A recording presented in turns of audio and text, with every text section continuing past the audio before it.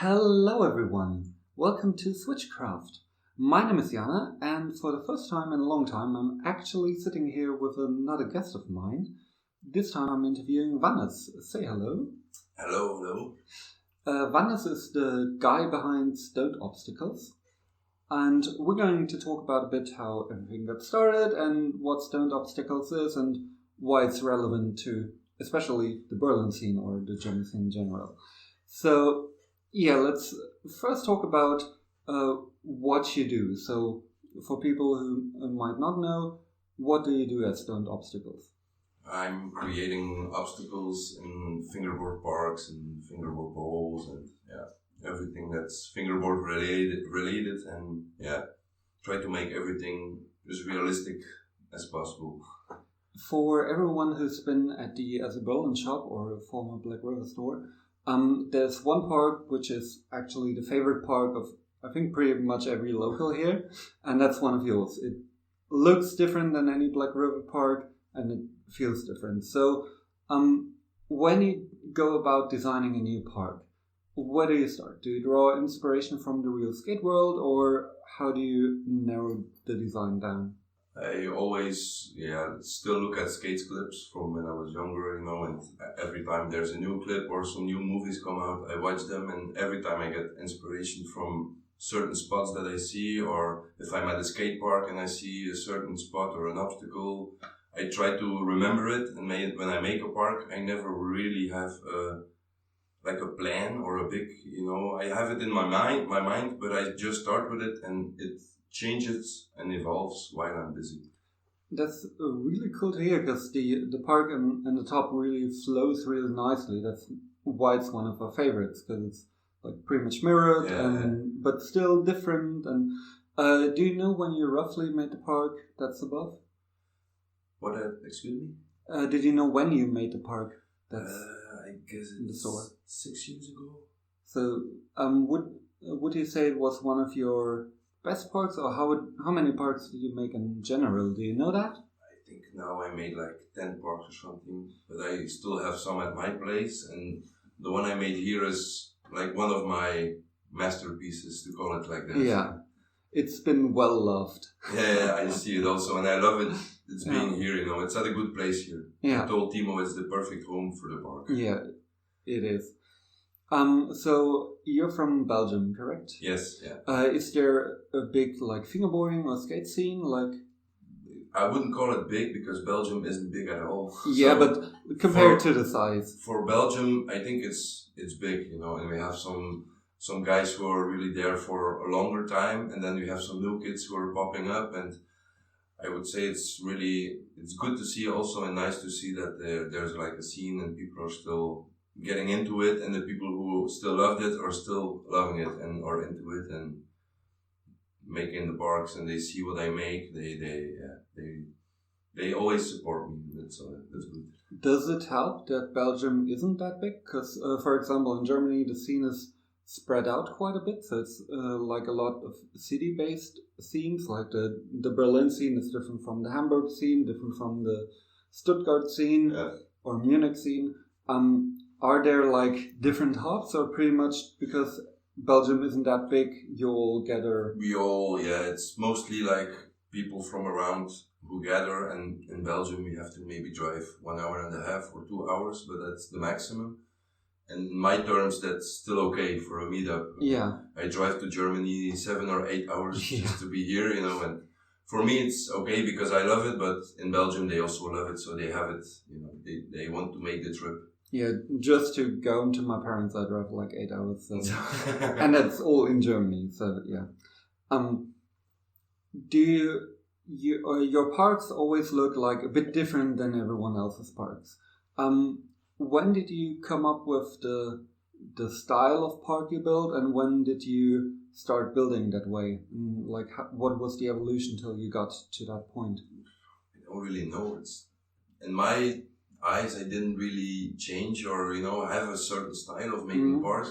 I know I make different parks than the Black River parks, but I don't know. It's evolved with the first one with just a stair set, and in the middle a main piece, and at the other side you had a bank, and then it evolved with knowing that I could do more, and I was able to create like bigger things or doing it different, and then it evolved like, and every time I'm making a park, I'm hours busy just looking at it and imagining like there you can do a trick and then you can go there, and like finding the lines also, and like this I think it evolves, and all the parks have something different and something unique. Yeah.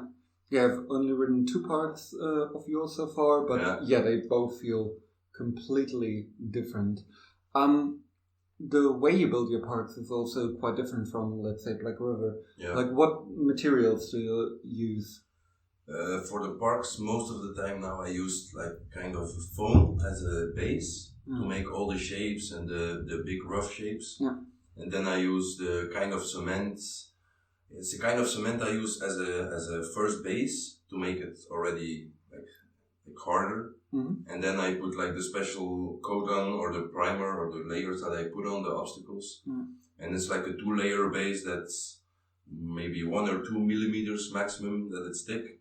But I can make it really, really smooth. And yeah, the things I can do with it, there's it's only the start, but I did now, there's still possibilities that I can do that I'm sure. For the future things, it's yeah.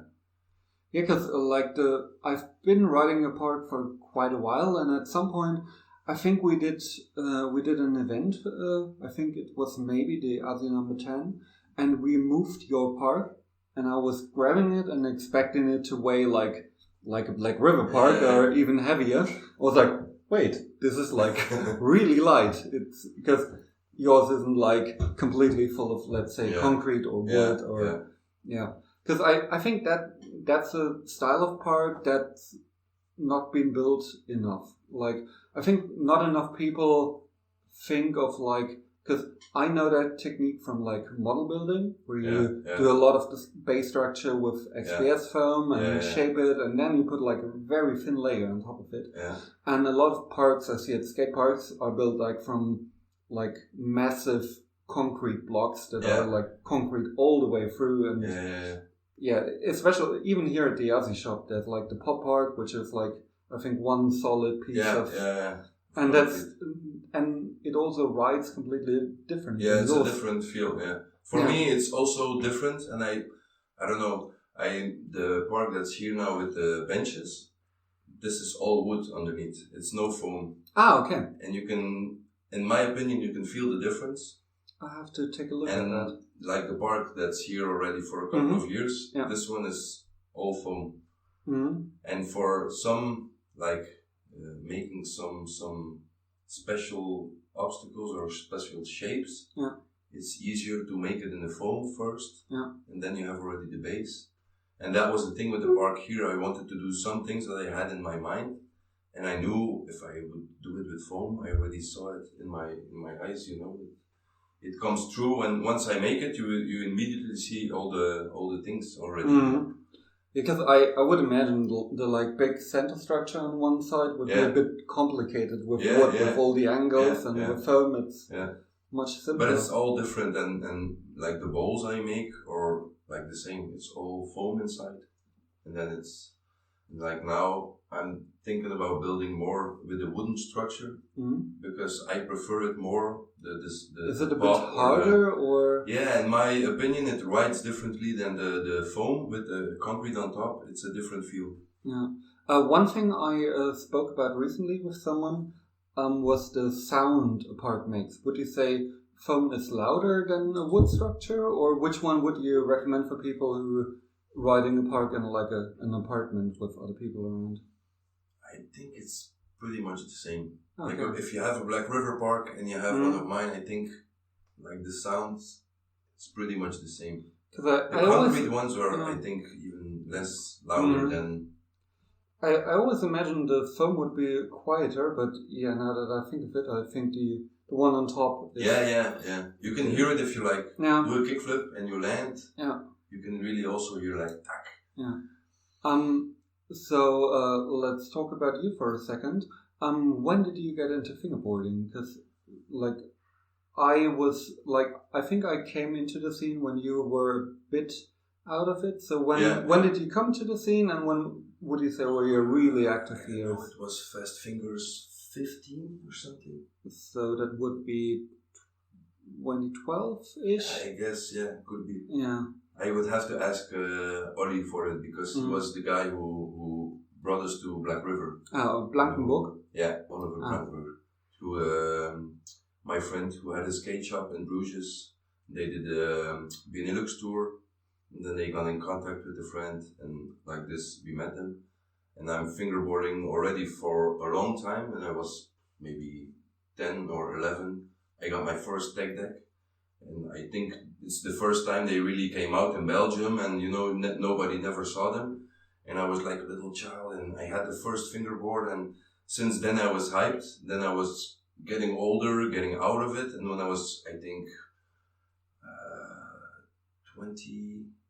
20 or 21, when JD started the skate shop, he was also selling some fingerboards from Jart and also plastic ones. And I told him, like, dude, I remember a company that made wooden fingerboards with like really wheels with bearings, and I was thinking about the name, and then suddenly I was like, dude, it's Black River, And then he looked it up, and like this, he got in contact with them. He started selling the things in the store, and from there on, the ball started rolling. And as a job, I did plastering in construction. Makes sense now that I see parts. Yeah, but it's I did it for 10 or 11 years, but because of that, I started knowing the product I use now as the last finish layer. It's something I started knowing through plastering, and then I did like what do you call it? It's like an education for 1 day. So you learn the product. Like a workshop. Yeah, a workshop. Yeah. So you could know the product. And after that, I immediately knew I could do like a million things with fingerboarding. And I was like, dude, this looks like concrete, but I can put it on everything. It's a product I can put on wood. I can put on even like stone. I can put it on plastics or glass or metal. Everything that you can think of, probably I can put the layer on. Yeah. But for me, it was immediately like, dude, I can do some things with this. And then it started with making the first curve, just a normal straight block. And then I was like, dude, I can just, started rolling. I'm making some other obstacles. Then JD told me, dude, you should sell some at my store. And then I sold some there, got in contact with Fingerboard TV. And like this, it got like, my name got out there. When would you say, was that roughly? Like, was that around 2012? Yeah, I guess it was around the same. Ish. Yeah. I guess it was around the same because then it really got me really hyped about really get fingerboarding and the world around it and everybody who was in it, because before that we didn't really knew Black River or. And then Fast Fingers 15 was the first year that we came here together with JD, and I still remember the time that we came there at the place and we were like both blown away because of the sheer amount of parts. Yeah, and just the people and the vibe that's there, and everybody is, you feel that everybody knows each other because of fingerboarding, and they're all there because of that, and nobody cares because of they're all there for fingerboarding. And getting to ride new parks and seeing old friends and meeting new friends. That was a huge aspect when I was around, because I really got into the scene in 2001 and stopped in 2007. So in between I was at like a lot of Fast Fingers and like smaller events with like 10 people at a local like small thingy, and the meeting people was always a bit weird because you knew them from the internet, because that was pretty much the first time I had a contact with someone I only knew from the internet and never met them before, but immediately you felt like you've known each other for ages because you have a hobby in common. It's true. What would you say, how big is the scene in Belgium? Do you have other companies besides yourselves or other places that do meetups? We have some companies in Belgium that also make boards. I know some like the SF fingerboards. I know the name, but Belgium. Didn't know that they were from Belgium. We have Dark Decks. That's also It's a guy from I don't know his age. It's 15 years I think, but he's already making boards, and it's really cool to see that he's already into it. Yeah. And then you have also Antidote fingerboards. It's also a brand. Two guys who started back. They also fingerboarded in the time of JD Skate Shop. Okay. And they stopped, and now they're getting back into it, starting making the decks again. And so we have a couple of brands in Belgium that are out there already. But other than that, I don't know, really big companies or like guys who also make obstacles like me. I don't know if there are any other ones.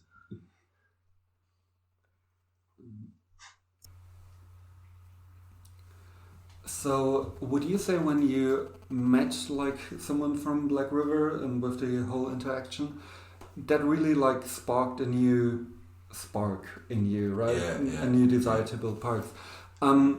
Did you have conversations with like, let's say Martin Ehrenberger about how to build parks, or like did you connect with him about building parks? Not really about building parks, or for sure we connected because we talked about the Belgian scene, and he also loved what I was doing, so and he was curious about how I did everything, but I always take a little bit from everybody with my eyes, If there's a movie out from a guy who makes something with concrete, and I'm always gonna look at it and look at the things he does, and then it's always, I'm not perfect, I can always learn from other guys, and sometimes I look and I'm like, God damn, I'm doing it for years already like this, but you can also do it like this, and it saves me like maybe some time, or it's less effort to do it, and like this, it's I like it also to see other people. To see other people how they work, but with like connecting. For me, it really is like the first moment we met Ollie in Bruges. It started with him, like he gave a certain energy that we immediately felt, JD and me, and we were like, what the fuck is this, man? This guy is like really hyped, And he also told us that the stop at JD, it was the smallest shop from the whole tour, but it was the best stop they had. It was crowded, people couldn't go into the shop anymore because it was full of kids. And I still remember, I think it was Oliver Blankenburg, Boris Dici. Oh, one of my all-time favorites. Yeah, Jay Linehan. Oh, that's also Harry.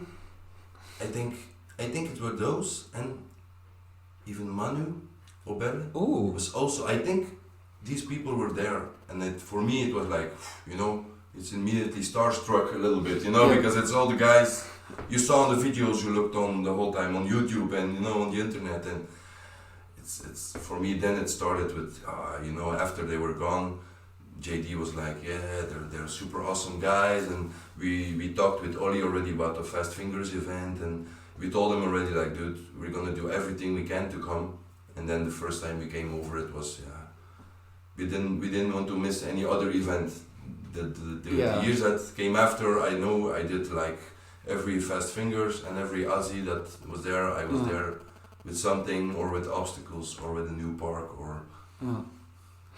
When was it like weird for you in the beginning to bring parks to Fast Fingers? Because like way back in the day, I think in 2006, I brought a park I built to Fast Fingers back then. I think it was Fast Fingers 8 or 9, and it felt really weird for me because I was at a Black River event, and I was bringing my own stuff, and I wasn't like a company. It was just me building stuff for fun.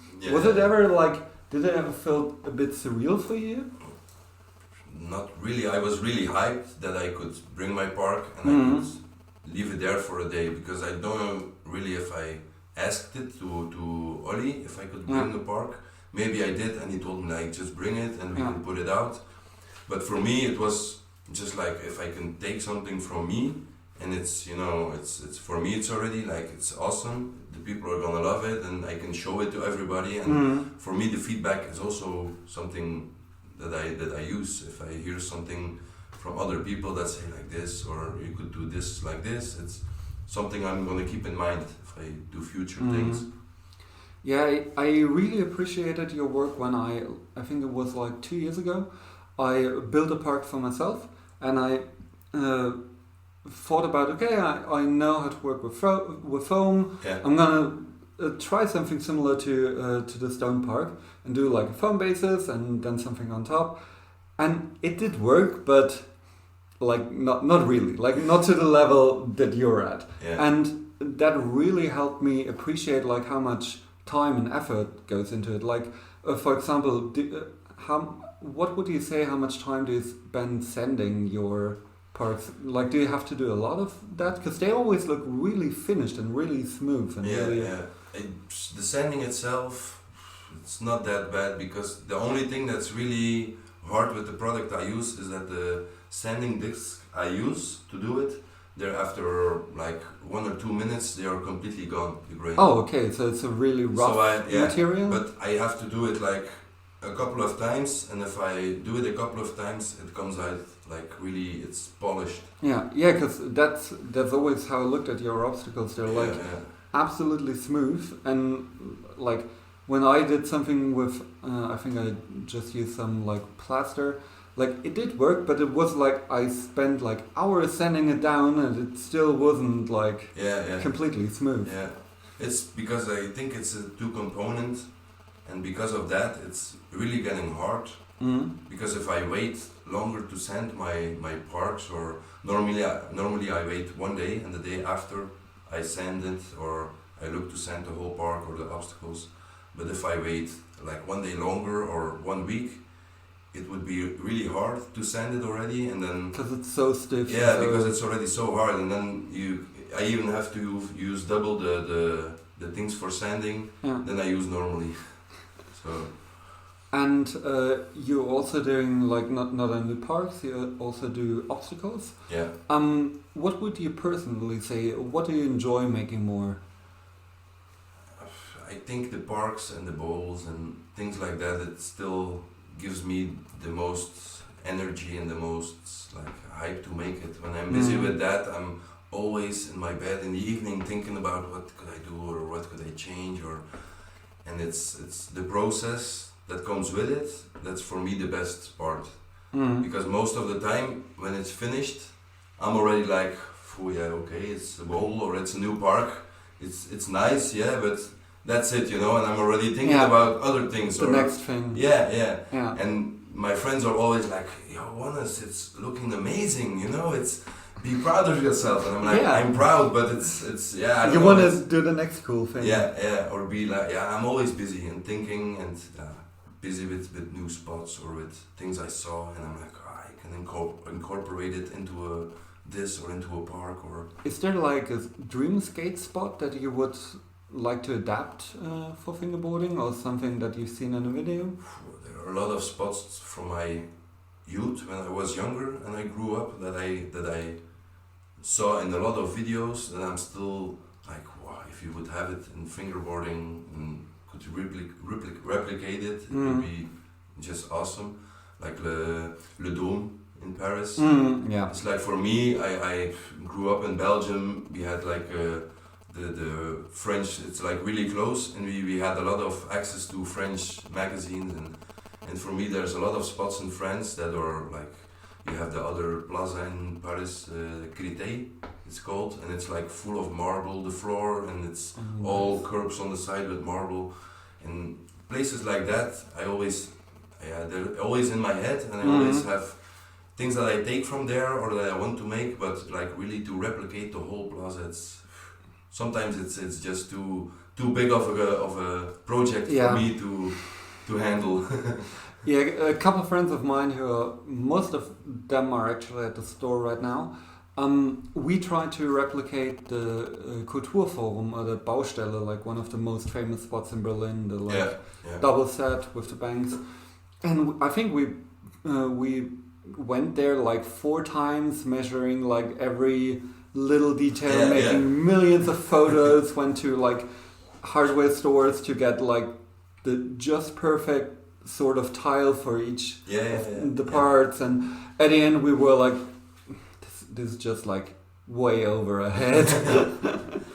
But I like after doing that and not even like starting the building, just like actually thinking about it, I got a whole not a set of appreciation for people who actually build skate spots or to build stuff like that for fingerboarding. Because it's so much work. Like the more accurate you want to be, like the more insane the amount of work gets. Like the barracks part that sort of fingerboarding built, or the Magba that the guy from Camel Pro built.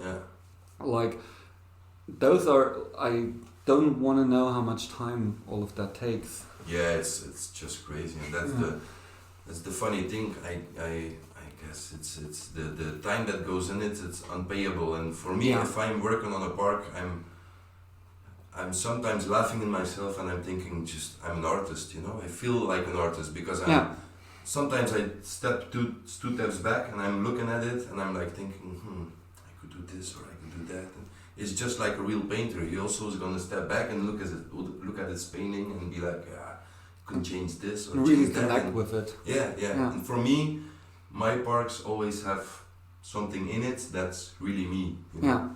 And it's like the round plaza I built that I have now with me with the wooden centerpiece. I think the wooden centerpiece took me like 2 weeks to build. And the plate itself, the base that it's on, took me maybe 4 days or 5 days.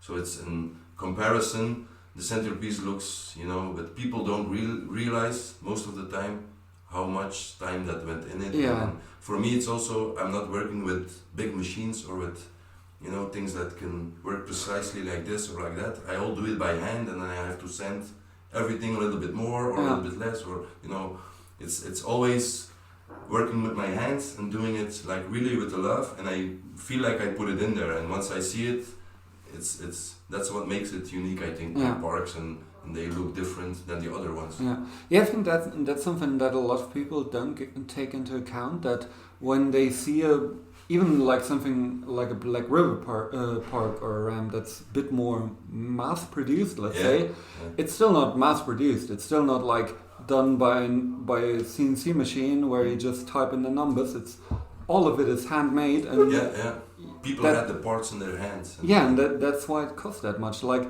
the amount of money and the amount of time I spent building my own park, like that wouldn't be feasible to sell something like that or to buy something like that. So I probably could have bought a Black River park for that amount of money, but it was my own thing. It was like I spent weeks building that thing and doing it exactly how I want to be. That's why it's hard for me also to put prices on things. Even with now the shop starting and like having to put a price on the obstacles. I don't know, I think I talked a week with Albe about how he would do it and how much I would ask him, and then he was telling me something and I was like, should we maybe sell them for less, or because I think it's too much. And then he was like, dude, you work hours for this and hours for that, so you should, you know, and don't worry about it because it looks, you know, it's a piece of stone that you get, and it's unique. Every one you get, it's not the same, even if it's the same series. The base can look a little bit different, or the structure and the thing that's how you call it, the grain or the thing you see in it, it's completely different from the one to the other one. So every time it's one piece that's made, and it's unique. A lot of your obstacles use a lot of wood, like I think even like much more than the regular, let's say, concrete park. What's about with that? Because that's like a very unique thing, I think, in fingerboarding. That you don't use also because of the product that I could use on wood. And for me, it was, I can create a concrete block that looks like concrete. It feels like concrete. It grinds like concrete, but it isn't. And it weighs. I don't know. It's in most of the time my obstacles don't weigh 1 kilo. So for shipping, I knew immediately, it's gonna be safe, because I know if you order like a granite ledge from Loft or back in the day, or even something from ASI. Like I know that's a huge restriction for Temu, because I think there's like some limit until that you can send it at a certain price point to the States. I think it's 2 kilos. So he has to look that all of his obstacles don't pass 2 kilos, so that the package is still feasible to ship. Yeah, that's it. And for me, it was something that I knew I had an advantage because it's light, and now most of the time they don't weigh 1 kilo, and it's Some people still or they don't know it, and then they get it, or and they're like, whoa! Oh, I didn't know it was hollow, or it was from wood, but it's like and it's. I have some ramps still at my place that I made, like the first ones that I ever made, and they're still perfectly intact. You see it wear a little bit, but it's only a wear. It's not gonna go into the grain or go. It's not gonna crumble or beginning to crack. Yeah. And that's the thing, I guess. It's also good because they stay like they are for the rest of their lives. Yeah, I think the ASI park here is the perfect example, because how long has that park been here? 6 years roughly? Yeah, I think, Yeah, because that one just like in the last year maybe started to have some cracks on the side, and the rail broke like a year ago. But there's a difference with the foam and the wood. Ah, okay.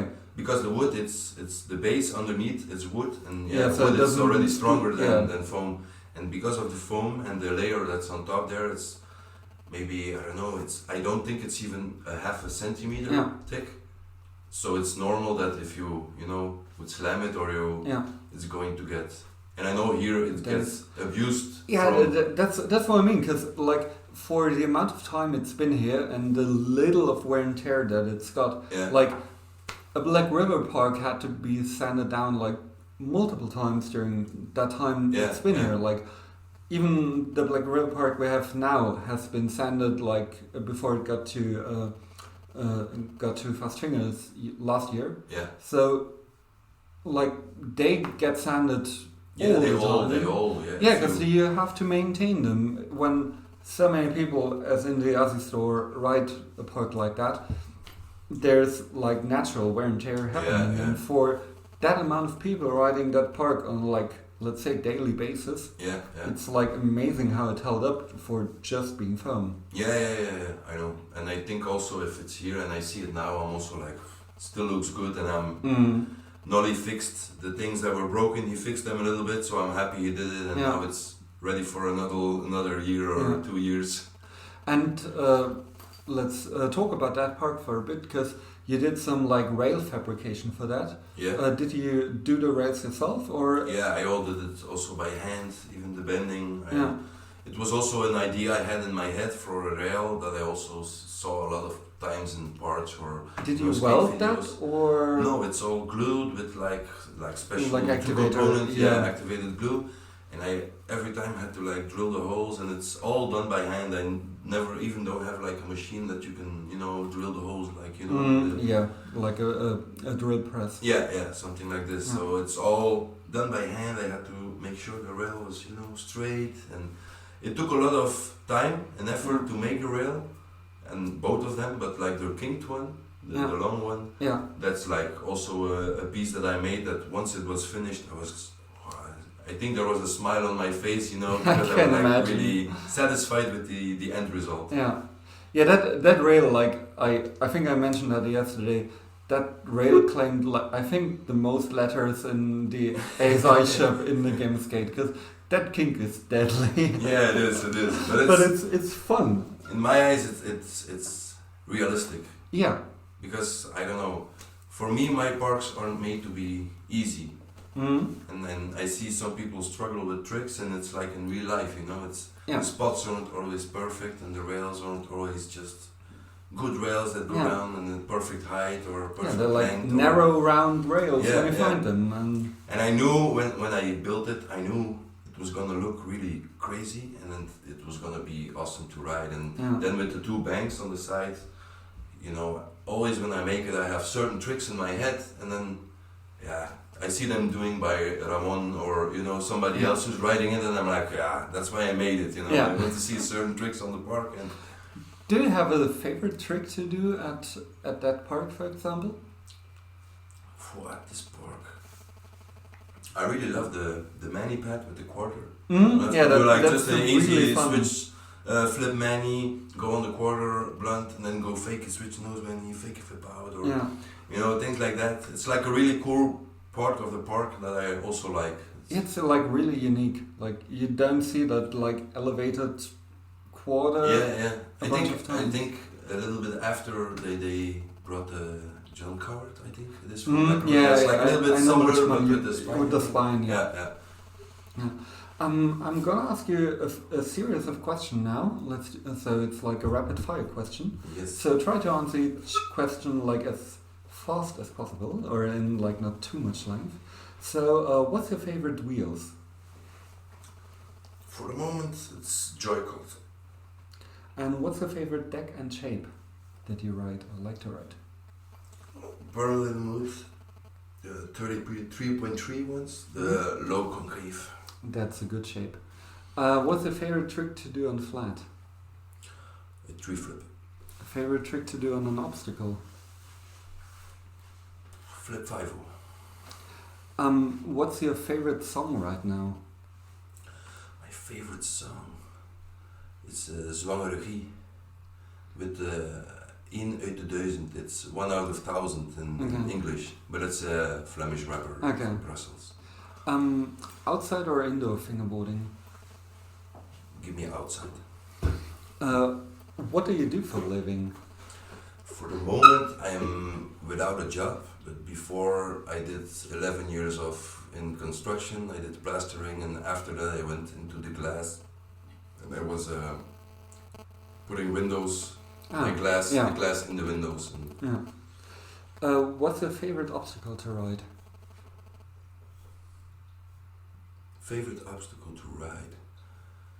Just a normal granite curb, you know. Mm-hmm. At home I have a couple of like bricks I found at construction things, and I just take them home, and for me it's the best thing in the morning to get a coffee, take my granite block, put it there, take my fingerboard and wake up and do a little bit of tricks. Yeah, I think that's pretty much how the ASI brick started, just finding a block somewhere. I think I know the answer to the next one. Do you prefer to ride on concrete or on wood? I prefer the concrete. Shocker. Switch or regular? Regular. Do you have any other hobbies outside of fingerboarding?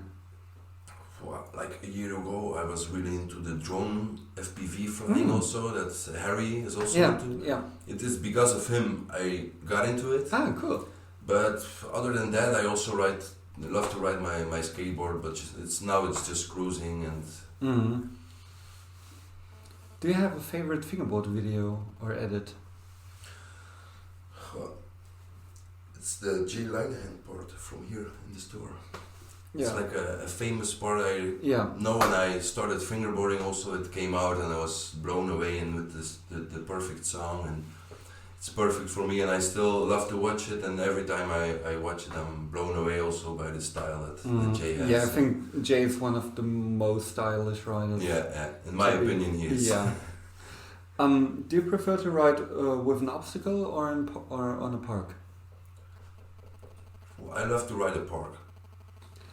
Heel flip or kick flip? Kick flip. Do you have a favorite fingerboarder? Oh, I have a lot of them. Like all of the people I met are amazing and awesome fingerboarders, and for me it's like a question, you know, that's on, and you can give 1,000 answers. Yeah, yeah. What was your first event you ever been to? In Berlin, or in general, your first fingerboard event. The first one actually was a small meetup we did in Holland. And I don't remember, it was in Veendam or I don't know, it wasn't far from Maaskantje. Mm-hmm. And it's there where I met Martin from Fingerboard TV. And Flaky from Flaked. Oh yeah, he's been around for ages. Yeah, but those guys were the first guys I also met at a fingerboard event that I was present at. And also the Black River guys who came to the JD store. Yeah. It's like the really first event that I was like at. What's your favorite food? The Belgian fries. Yeah, they are way different than other fries. Like I really don't like eating other fries after I've been to Belgium. I will start calling them Belgian fries from now on, because then you know it's the good ones. Yeah, like the Belgian ones. they have to be double fried, otherwise they're not delicious. It's the secret. Yeah. And do you ride loose or tight trucks? Loose. What's your last personal NBD trick? So the last never been done trick you did? Like your personal... or a trick you've been really proud of? I did the switch backside hurricane, I think, on the park from Slow Noise, the stair set with the rail. Yeah. I did one and I was like, it was really steezy, and Lucas was watching me, it was like, yeah, it was steezy, so I was happy with it. Yeah. Never done it before or did it much before. Do you have one setup or do you prefer multiple setups? Well, now I have a lot of setups. I'm like ashamed almost that I have 5 or 6 complete setups with urethane wheels, and then I have a setup with other wheels, but I mainly have one setup that I ride like mostly, and the other ones are like maybe I use them 1 or 2 times to like fingerboard a little bit, and then I have one main setup. Yeah. But I think I have like 5 or 6 setups right now. I have way too many. What trick do you least like to do in a game of skate? Like if someone else does that, you're like, oh fuck, I never land that. I always have it with Albe.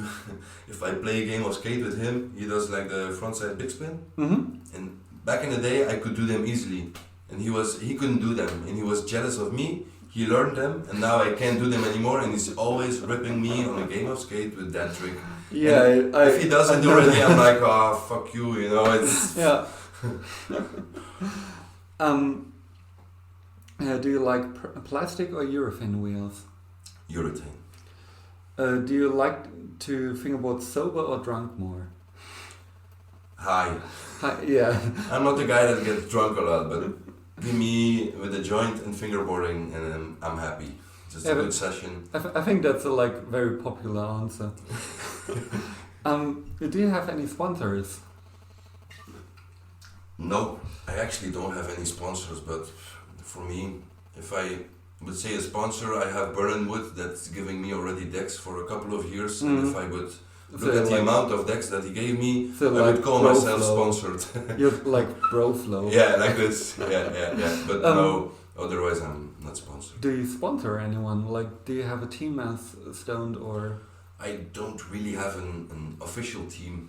I have some friends of mine and like some people I met at some events and I have a connection with, and if I meet them or I see them or I make something, sometimes I send them something, or most of the time I meet them and then I give some stuff out, and then I wouldn't call it a team, but it's mostly friends and a friend group that's getting some stuff from me, and I don't want them to pay for it, because it's 32 or 34 millimeter trucks?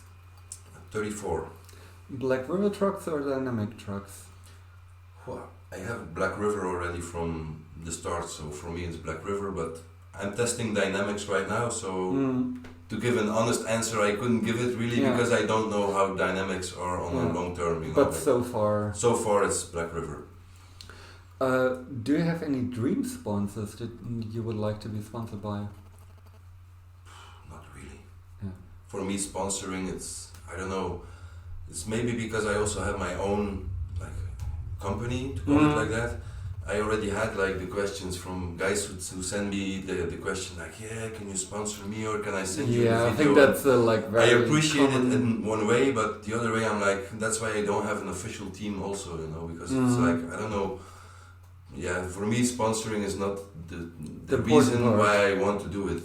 Yeah, I think a lot of especially younger kids look to fingerboarding and say oh, I want to be sponsored, or I want to be sponsored by Black River and Flatface, and a lot of us older people from the scene are doesn't really matter, just have fun. Doesn't matter. For sure I would be hyped if Black River would ask me hey Wannes, would you be on the team? For sure. Or if any brand actually would ask me, I would be for sure. But I want to have a connection also with the brand, and I think I think that's an important part that a lot of people, like especially younger people, miss. Because like I ride on I'm on the 5 Luck team, and I fucking love that brand. Like I've been repping that brand before I got on the team, and that's why I got on the team, because I genuinely like that brand. And a lot of people like get into a brand and then they get a better offer and they go somewhere else, and I'm like, well, why did you go to the first place in the first place? If you don't like it, don't ride for it. Is there like a favorite Instagram account that you enjoy seeing content of the most? I love Petit Skate. I don't know if you know him. Yeah, I know. I met him at the last Fast Finger event, and from that moment we got in touch. I got his Instagram, I didn't follow him before, and then I got it, and since the last Fast Fingers, like everything he puts out is, for me, I love watching it. He's a nice skater. He has a really nice style of skating. His fingerboarding style is also great, and he's a great person. So, and now, like, I don't know how long it was ago, I brought the first bowl I built. He bought it from me. It's also because he was like, I had a good connection with him, and we talked for hours about the bowl, and then I offered him to buy it from me if he wanted to, and then I brought it to Paris, and I think I can call him a friend already. I have a good relationship with him, and I really love the Instagram he has, and the things he puts out are always fire for me. Do you have a favorite overall company in fingerboarding? Company? Yeah. I would say Berlin would. Yeah. For me, it's Timo Lieben is if I say God, people are gonna laugh maybe, but for me it's like, I don't know. And he's like one of the most amazing guys in fingerboard. Like he's genuinely a good person. Yeah, like, he is. And if you would see him, he's like, even I'm not a small guy, but he's like, if he stands in front of me, I'm like impressed. Yeah. And the first time I met him, I was like shy to say anything or to go to him and say, hello, I'm Wannes, Yeah, I've been there. But once I got in contact with him, we also got like a connection, and we connected on different levels, and from there on I always got a really good connection with him. Yeah, for him it doesn't matter if you're someone in the fingerboarding scene, like he's just nice to everyone, if he connects with you, then he likes you. Like it's as simple as that with him, and that's like he's, I think, one of the more genuine people in the fingerboarding world. Yeah, for sure. I never met anyone who had like beef with Timo Lieben. Yeah, me neither. I don't think that's actually possible. No, it's possible. You can't have beef with him. Yeah. Okay, I think that's pretty much the end of it. So thank you so much for spending time with me. Thank you for the offer.